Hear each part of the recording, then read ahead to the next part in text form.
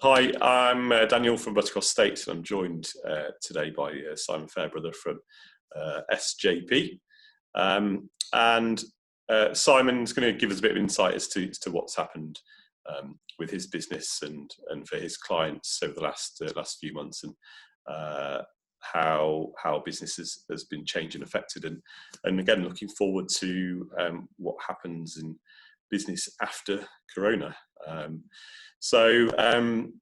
Obviously, Simon, we met at Newark Golf Club on For Networking. So shout out to Mark. Let's see if he tunes in. So give us a like, Mark, if you're watching. And obviously, you've got a lot of clients who are investing, and obviously our clients invest in property and other things as well. But so I thought it'd be good to kind of get you on today, have a chat a bit about what's been affected and how you've been affected. So if you like, just give us a bit of introduction about yourself and what you do, and then we'll kind of talk about what's happened the last few months. Yeah, so I'll start with kind of my journey to where I am today, I guess. Started working within SJP around just over 2 years ago now, which is crazy to say. Can't believe how quickly it's gone. There's been a lot of ups and downs throughout, to be fair. I've joined right at the start of quite a turbulent time, which has been interesting, but I've enjoyed it nonetheless. Beforehand, I was spending quite a lot of time on the golf course, playing a lot of amateur golf. So again, that's helped me enjoy the golf now that I'm not doing it so full time, and I'm just there to, like with for business, we're just out there having a bit of a network. It's nice and casual, which I quite enjoy really. But so nowadays my day job is spent, I guess, sitting down and having some nice conversations with some really diverse group of people. I really enjoy it. All the different kinds of walks of life people are in. Takes me to a lot of different places. So there's a lot of variety in my day-to-day work. But yeah, it's all about helping people understand, I guess, first and foremost, what's most important to them. And my favourite saying is, I don't know if it's quite a common thing people say in business, but understanding their why. It's quite easy for me to have someone sat in front of me and say, I want to invest this money. Okay, why is that? Who is that for? What's the end goal? And I really enjoy helping people really nail down what their true motivation is. And then seeing that realisation when we put a plan in place, it's really quite fulfilling to do that. So yeah, it's that's where we are today, I guess. Good. And I suppose then the last few months, you might find that people's clients, people's why has maybe got stronger or changed, or kind of developed since the start of kind of the coronavirus crisis. And how did that happen for you? What was affected, and what happened to your clients at the start? So the why certainly became more important, 100%. Certainly, if you could almost look at it in two stages. We had the instant impact, if we take it from an investment standpoint. But first of all is, the instant impact of the markets and the uncertainty and the initial reduction.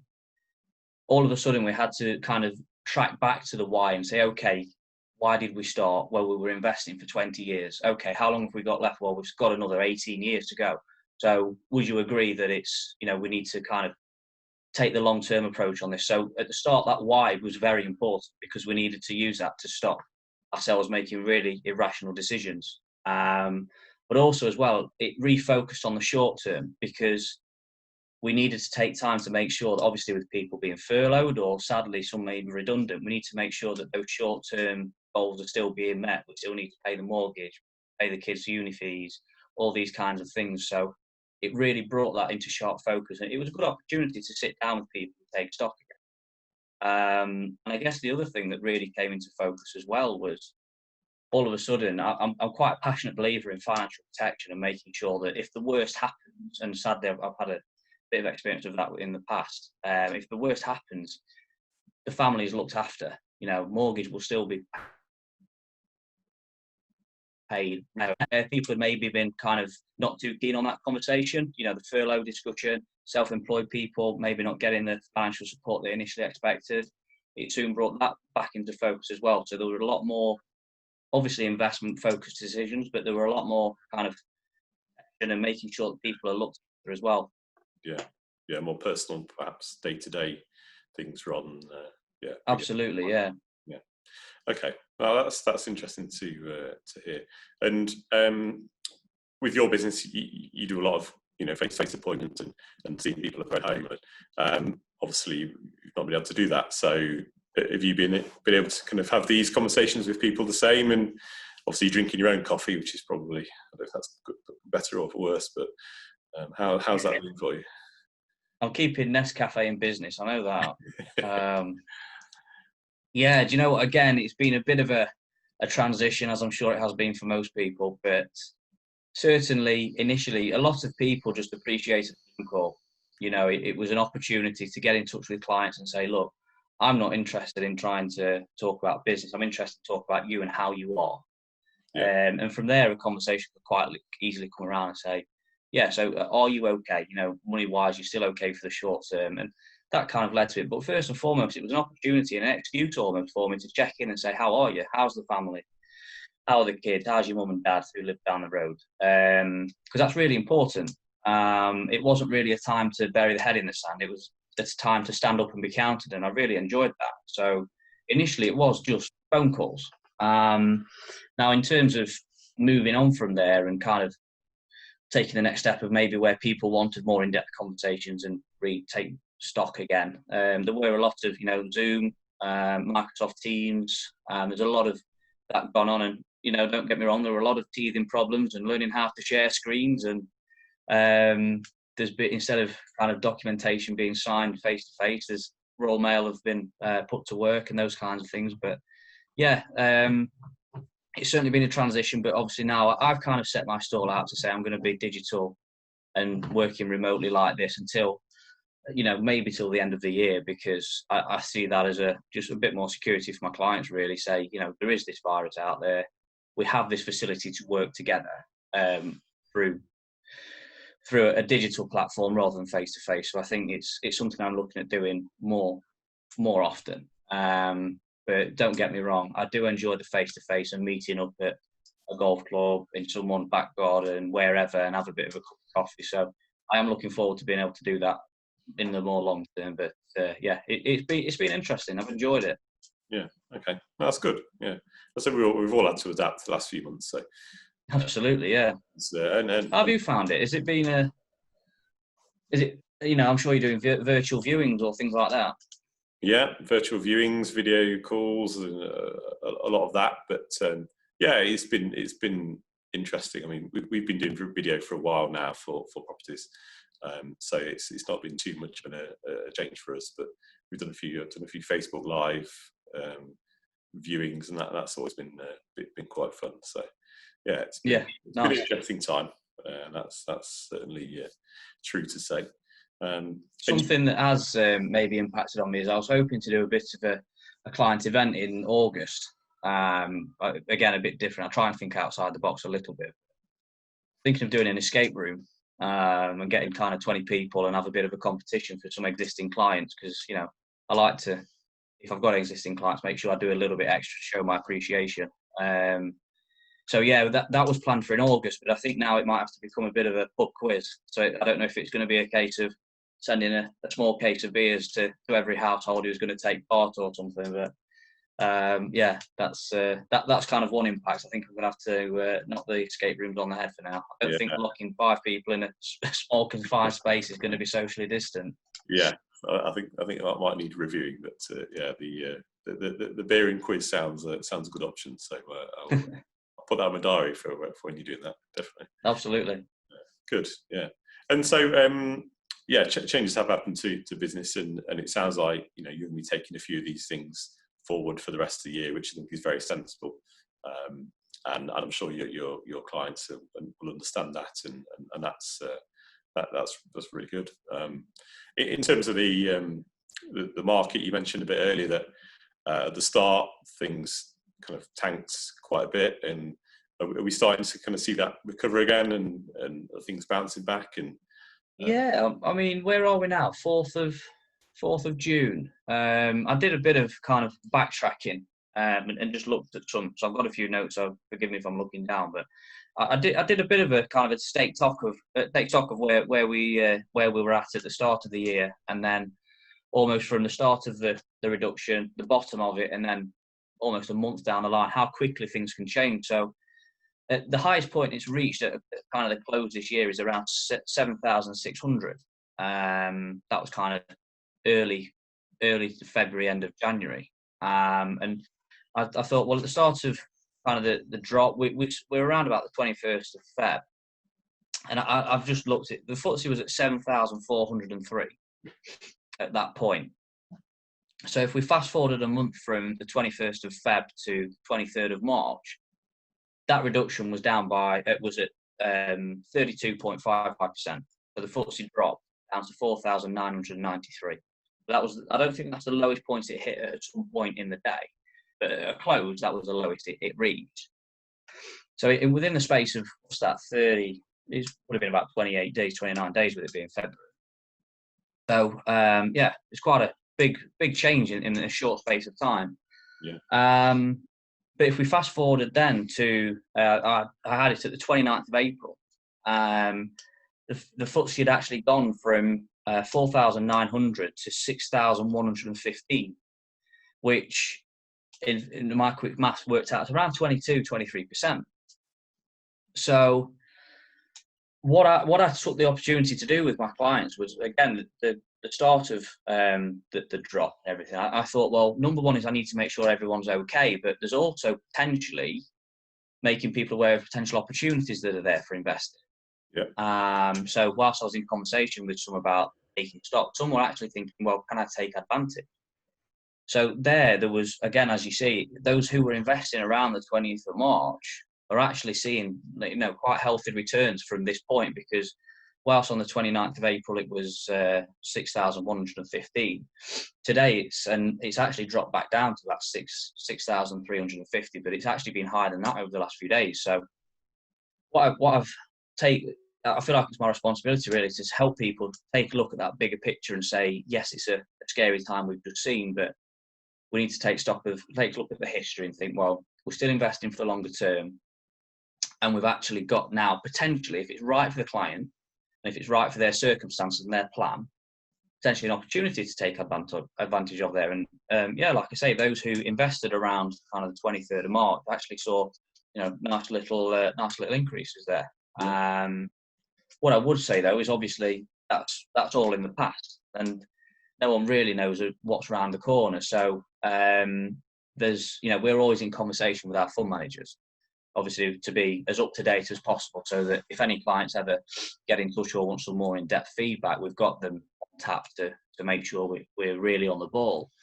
And there's a range of different ways we're expecting the markets, and there's a range of theories of how we're actually expecting to see the markets go more long-term out of this. I think you could argue maybe we're still very much in, maybe not the immediate term, but still very new to this COVID outbreak. If we think of how long it might potentially last, people are talking 2 years, at least 1 year. So there's a potential for, maybe further market reductions and corrections, or maybe we're, the stock market to pick up things. Maybe we're on our way out and heading back up. The key thing really is just to be prepared for all scenarios really, and planning ahead by 6 months to say, well, if the stock market does this, what's our strategy? And that's ultimately what we do, is we're just making sure that whatever happens is we're prepared for those scenarios. So yeah, the market is, as a whole, is, it's hard to see from the media and what we see on the TV. It can be easy to get disconnected from actually what's been quite a positive almost 6 weeks for the markets after an initial really scary period. Yeah, I bet it was very scary for a lot of people, and I'm sure your phone was buzzing as every day when things were happening. But no, it's good that you're on the lookout for your clients, and as you say, looking out for opportunities within the kind of chaos that is occurring really. So no, that's, yeah, absolutely.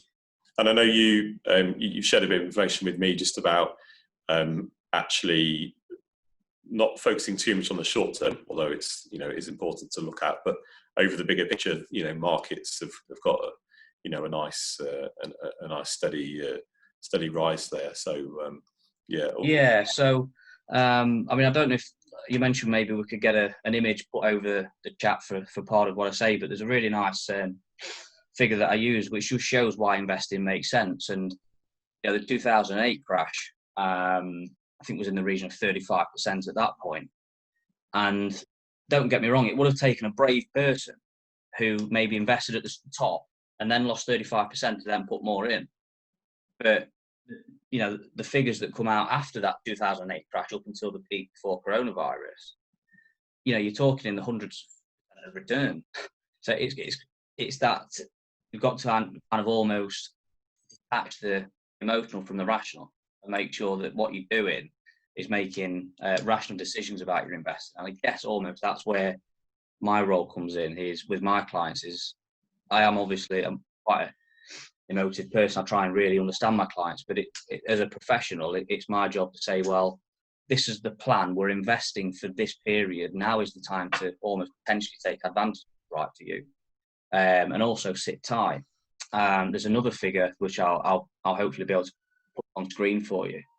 But it just highlights that if you stay fully invested throughout the ups and downs over a 20-year period, compared to even if you only miss the 10 best days, there's about £120,000 difference in the return that you get at the end of the 20-year period.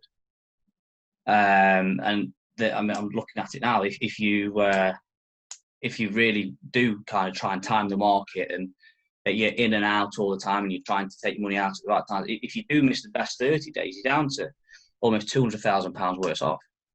I do firmly believe that investing with the longer term horizon and sitting safe and making sure that we keep an eye on that why, that long term goal. That's where I see my role, to help people maximise what they're trying to achieve. And again, that's the importance of me really understanding the clients, because I always say we need to make sure we're hitting the short term, and we need to make sure that the bills are paid. Hence the importance of keeping on top of reviewing things with everyone all the time. Yeah, indeed, definitely. That's good and sound advice, I would say. And I know you'd love a crystal ball, as we all would, especially kind of in investments as you do. But going forward, you've seen a bit of a bounce back from the markets. But going forward, how do you see things kind of turning out at the end of this? There's going to be a lot of businesses that will struggle and companies will fail. But I'm sure you've seen different markets. There's been big spikes in growth and then. So how do you see things going forward and after lockdown? And yeah, don't get me wrong, I would love a crystal ball. I don't know where I'd be if I had one, but so the consensus really, there's a few different scenarios you could see, and we always almost use kind of letters to describe them. So there's different responses to the market crashes that you can see. One is almost a V shape. So literally, if it drops down, pings back up, that's a V. It wasn't really expected to be seen in this case. A lot of fund managers and economists were expecting almost a W. So down up, and then a bit of a more long-term recovery. But certainly what we've seen so far is much more of a V recovery. It's actually jumped quite quickly. Like I say, we're up at kind of 6,500 on the FTSE now, and Dow Jones is, I think at one point, it's down below kind of 19,000. That's up in the mid 26,000s now. So yeah, we've seen quite a fast recovery now. Whether that is leading to the W, and then we might see a second drop at some point, I'm still, this is purely my personal opinion, I'm still kind of being cautious against that. Whilst it's nice to be seeing people going up by 3-4% a day, we are still quite cautious about this, happening in the maybe it's being delayed by the financial packages, who knows, but certainly it's potential that there might be another kind of dip in the more long term, with again maybe an arisen for a rise for another opportunity to invest in maybe the end of the year. But certainly so far it's recovering reasonably swiftly. Yeah, good. It's always good news. But yeah, crystal ball would be great, wouldn't it? That'll solve a lot of problems for everyone. No, Brill, that's good. Thanks, Simon. And well, finally, just give us a bit of an overview in terms of what you do provide with your business, and if anyone wants a bit of a further chat and explore some ideas and a virtual coffee, what can they pick your brain about? I mean, I guess we could fill another Facebook Live if we asked what I do, but if I kept it brief, it'd be all about helping people understand their financial situation first and foremost, and then really help them understand where they want to get to. So my favourite question is, what's the plan? The amount of time someone will sit across the table and almost be like, don't know, I've not really heard. So, it does come across, making sure they've got the best mortgage in place, making sure that's fully protected and the family is looked after should the worst happen. That's number one. And I try not to take the conversation too further until we've had that initial conversation. But from then on, it's obviously down to each specific client. There's investment and savings planning, retirement planning. So that's really effective when you're kind of consolidating someone who's been employed at 3 or 4 places, putting that into one place and making sure that's in the best place it possibly can be and working as hard as it possibly can. But also, maybe the area that I really enjoy most is that intergenerational wealth planning. And again, this comes from the long-term relationship I like to develop with my clients. So making it so that I understand the wider family, who this money that you've worked really hard for, who it's going to, and make sure they understand the importance of it and is managed properly. There's it's a very sweeping, broad analogy, but there's a thought that the first generation of a family kind of earns the money, the second one will consolidate it, and number 3 comes along and spends it all. So I don't know which generation I fit into. Hopefully it's the third one, but certainly I call it legacy planning and bloodline planning, helping people to make sure they know that money they worked really hard for is looked after more long term and is there to benefit their family for years to come. Yeah, it's really important, and I suppose a lot of people don't think about it early enough. Would that be fair to say? People often kind of put it off maybe and think, oh, I'm too young for that, or it's not needed right now. But I suppose things like this pandemic bring it all to light, to a head that actually it is, generally, the older population being affected and having problems, but there are still, young people that are affected and can have problems with it, really. Absolutely. I guess you could say maybe people do. Maybe you can't ever start early enough, because with investing particularly, the earlier you start, the better, because you can never really catch that up. My favourite thing to talk to people about is compound interest, and I only really realised this until I actually started setting up my own investment. And I basically worked out that if you invested 10 years and then stopped, and if I left that for kind of another 25 years later, I'd be better off than if I started in 10 years' time and then invested for every single year after that. And at the same point, at age 60, I would actually have been better off if I invested for only 10 years and then just left it. And that kind of blew my mind to think, well, I really should be kind of helping people realise that it's okay saying, oh, I'll do it next year, but really you can't ever catch that up. It might feel like, even if it's, 40 quid a month, 50 quid a month, just starting early can have such great benefits later down the line. Yeah. And again, something that I'm always learning and always trying to develop, obviously, as I'm sure you are, and dealing with insurers and people like that, is I've realised that the younger you start, you can actually insure yourself for so much less a month than if you try and insure yourself when you're 45, 40, got a family, and it might seem insignificant, but I've seen it where people have had, maybe a bit of time off work with mental illness, or they've had a small operation when they were 35, and all of a sudden that's coming back to bite them, and because they're older and slightly not quite as healthy now, again, it's always going to coming back to bite them, because now they can't insure themselves for as much as they want because they can't afford to. So certainly it's start as early as possible, but I'm very conscious of the fact that it's something that people obviously have other priorities. People have very busy lives, which I guess maybe Zoom has helped me with, because I can now take up less time from people and be a bit more flexible around their diaries, which is kind of helpful, really. Yeah, very true. Very true. Well, long may that continue. So, yeah, well, Simon, I really appreciate your time today, having a chat with us, and hopefully see you very soon at Newark. I know golf has started again, but we've not yet been out on the course. So hopefully that will be. Yes, we actually have a. I think the Derby group is starting back up in June. Okay. I don't know if you want to kind of join us at that, but yeah, looking forward to getting back out on the course and seeing a few of the guys from the group. It's must be getting on for 3 months since we last met. So yeah, it'd be good to catch up and see how everyone's keeping. Yeah, definitely. Well, yeah, great. Well, thanks very much for today. It's been a pleasure, and yeah, we'll catch up soon. Thanks for having me on. Thanks.